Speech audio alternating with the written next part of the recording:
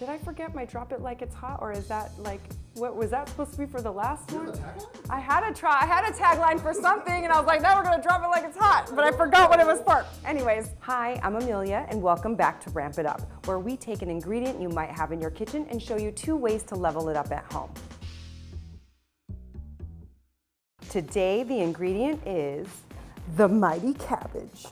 I love cabbage. It's a super versatile ingredient that you can use all year round. In the summer, people make slaws out of it. I like to cut it into wedges and throw it on the barbecue. In the winter, I like to throw it into stir fries. I like to braise it. Today, we're gonna make cabbage 2 ways. The first way we're gonna do is a cabbage gratin. I'm going to cut this cabbage into wedges. It's gonna get cooked in a leek cream sauce. It's gonna get topped with crispy bacon bits, and it'll turn into these like little tender, like almost cabbage steaks that have just like so much flavor and lots of texture. And the second dish we're gonna make today is a Japanese cabbage pancake called Okonomiyaki. It's super easy to make. Chances are you can find cabbage and carrots and scallions at your local market, and that's really all you need.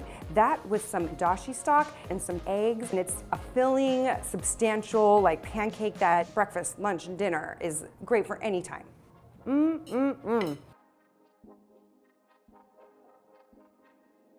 The first thing I'm gonna do is cut this whole cabbage into quarters. So they'll be quarter wedges. And what you wanna do is you definitely wanna cut the wedges through the root. The root will help keep the cabbage intact once it's done braising, because it'll get really tender, but the root will keep all that tenderness together. And also the root is edible, so you can eat the whole thing. Oh my gosh, you guys, I wanna do this thing, but it's not really kosher. There we go, right through the root. This one will be easier. Wedge side up, all that cut area up.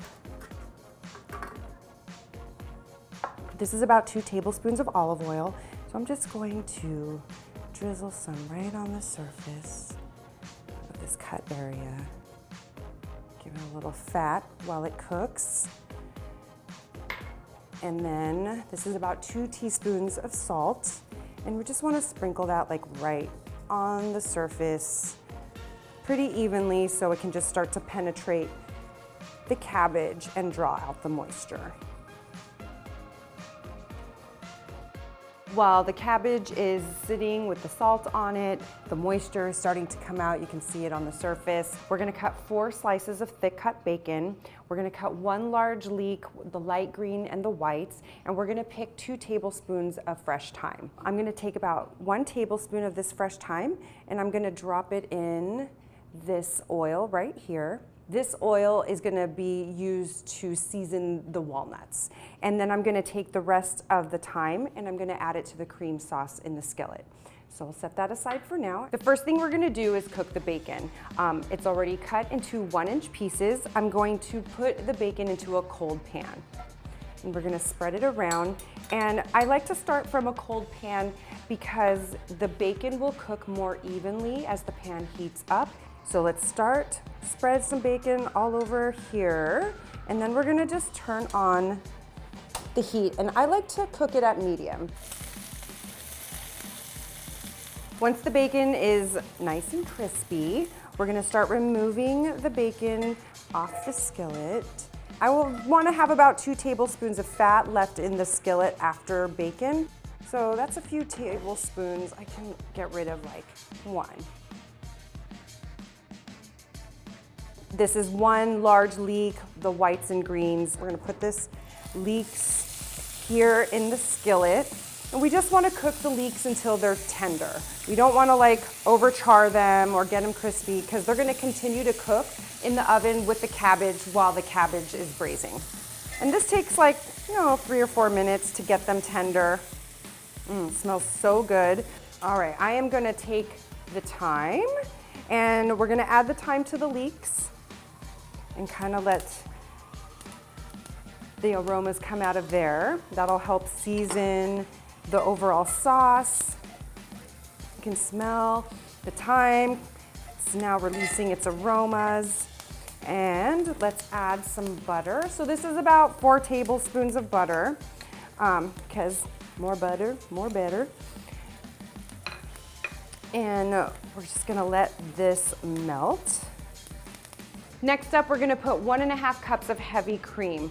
I love using just heavy cream to do this gratin. It reduces so nice and turns into like a nice like creamy sauce at the bottom. So we're gonna add 1.5 cups of heavy cream. And then I have 2 teaspoons of salt. I have a 1/2 teaspoon of red pepper flake, and I have a 1/2 teaspoon of fresh ground black pepper. Just gonna stir that in. And these will help like season and flavor the sauce while it all cooks. It'll also season and flavor the cabbage.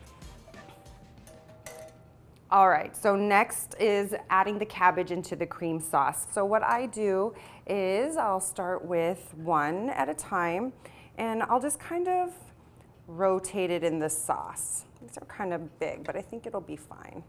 And see how like now the top of the cabbage has a nice coating of sauce. That way, at least there's like some flavor dripping down while it roasts to penetrate all inside that cabbage. And so when we get to this part, we kind of gotta stack it.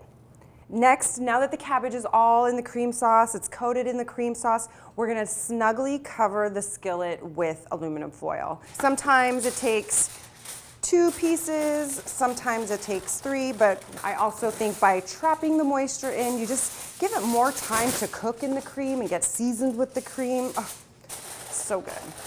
All right, we're gonna take it to the oven right now. 400 degrees, and we'll check it in about a half hour. All right, while the cabbage is baking in the oven, we're gonna toast our nuts. This is about a 1/2 cup of walnuts. I coarsely chopped them. We're gonna just toast them till they're golden and hot. And when they're hot, we're gonna add it to the thyme oil. So there you go. If this is a 1/2 cup, if you want more, use more. If you want less, use less. Like, it's up to you. Again, 400-degree oven. This should take, anywhere from 5 to 7 minutes to get in there. And you can just pop it in the oven right under the cabbage braise, and it'll all happen at the same time. Oh yeah, this is what we like. So this is about 7 minutes in a 400-degree oven, and we are immediately gonna pop them into the oil. Oh yeah, if you get in close, you could hear that it's like sizzling against the oil. That means the thyme aromas are being released, and you can really smell that here.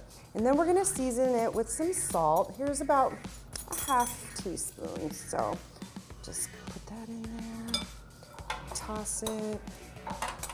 And now we're all set to go for our meal. But we still have 45 minutes to wait for the cabbage to braise. So while the cabbage is braising, it's a great time to clean up your mess, wash some dishes, watch a show, fold some laundry, just get something done. Here it is. Beautiful charred cabbage gratin, and I highly recommend that you do go in on the char, because what happens is charring and cruciferous vegetables, it just like brings out this like really delicious savory flavor. For toppings, we have our herby nuts from before, we have our crispy bacon, and we have some really delicious blue cheese. This is Bailey Hazan from Jasper Hill. It's one of my favorite blue cheeses of all time. I'm gonna do a little bacon bits. So we've got the herby nuts, and these things just bring in some texture to the cabbage. It gets really tender in here, so it's nice to kind of have these like little bites of like crunch. Blue cheese brings in some more savory and umami flavors and just brightens up the whole dish. All right, here we are, a charred cabbage gratin wedge. The char here is so good, and I think it's gonna be so delicious. Oh, look at that, so tender.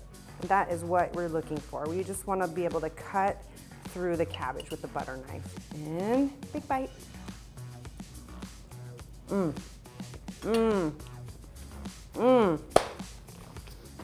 good. The cabbage is tender, it's cooked all the way through. You get all these like savory bites, you get a little like that char flavor. It's so deeply flavorful and delicious. I can't wait for you to make this at home. It's so easy. I'm gonna put this to the side right now because we still have one more thing to make. Okonomiyaki is next. When I was traveling in Japan, in Tokyo, I ate what they called a Kyoto style okonomiyaki, and it was very different from this. It had squid, it had scallops, it had lots of seafood. It was large enough to feed 6 or 8 people. This one is a little bit more low key. I like to call it my bodega okonomiyaki because I can usually find all of these ingredients at my corner store. We're gonna begin by mixing all of the vegetables. I've finely shredded the cabbage. You can grate the carrots on a box grater. You can cut them into matchsticks. And I've finely, thinly sliced the scallions. We're gonna start by mixing. This is about 2 medium carrots. It's about 4 cups of cabbage and 4 scallions. So we're just gonna toss that till everything is nice and even. And I can already like smell the scallions coming off the flavor. It adds such a nice flavor. And then we're gonna take, this is half a cup of water, which I'm gonna mix with about a tablespoon of the handashi concentrate. So we'll do a little handashi. And just pour it in there. And you can already see it's gonna start to dissolve a little bit. Just like whisk that. Now we're gonna crack a couple eggs. Boop. Right, and then we're gonna whisk that up. And you want it pretty well mixed. This is kind of the base to your batter. And then we're gonna put a little bit of salt. It's about a teaspoon. The handashi stock concentrate does have some seasoning in it, so you want to tread cautiously with the salt. We're going to pour the egg mixture into the cabbage.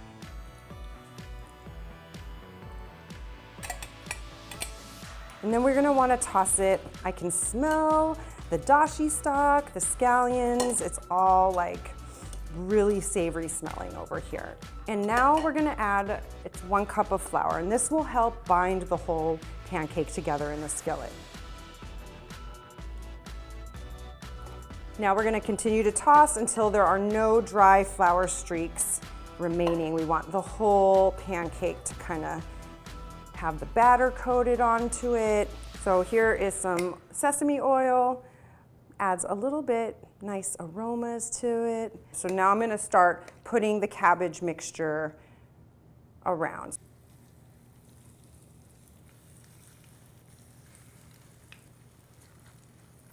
Now we're going to cover it and let it cook. See you in 8 minutes. I like, while it's cooking, to kind of shake the pan. It helps loosen the okonomiyaki from the bottom of the skillet so you have like a nice clean invert situation. So here we are. It's ready, it's loose. We're just gonna slide it right here and then pop it back on. Ooh, beauty. All right, that's what you want. So it's a little puffy now. We're just gonna pop the lid right back on top. We're just gonna let it cook for a few more minutes. We want all the vegetables inside the pancake to be fully cooked all the way through before you serve it. All right, it is smelling like it's ready. It's nice and wiggly in there. Let's take a little peek underneath and see what's going on. So we're doing all right, all right. We're ready to go, and it's just like this. Our okonomiyaki is ready for toppings. We are gonna start with a little furikake. Just like sprinkle a little bit on. This brings just a little bit of flavor. There's some sesame seeds in there. Next, I'm gonna use our sauces. This is like my little fake Kewpie that I make for myself. If you're not allergic to Kewpie, make it with Kewpie. This is ketchup, oyster sauce, Worcestershire sauce, and sugar. We'll just give it a little fresh sprinkling of some scallions. My favorite is to put the bonito flake on top. The bonito flake kind of dance on top of the okonomiyaki, so it's like really cool to watch. All right, it's time to eat the okonomiyaki, which is my favorite part. Oh yeah. And it is like really hearty feeling. All right. Yeah, it's savory. The vegetables are cooked all the way through. Yes. You can taste the bonito flake. It's shaved dried tuna, so it really like comes through and like it's there, but it's like gently there. You know what I mean? This is so good. I'm gonna continue to eat it. Thank you so much for joining us on the cabbage edition of Ramp It Up. What would you like me to ramp up next time? Let me know in the comments. Bye.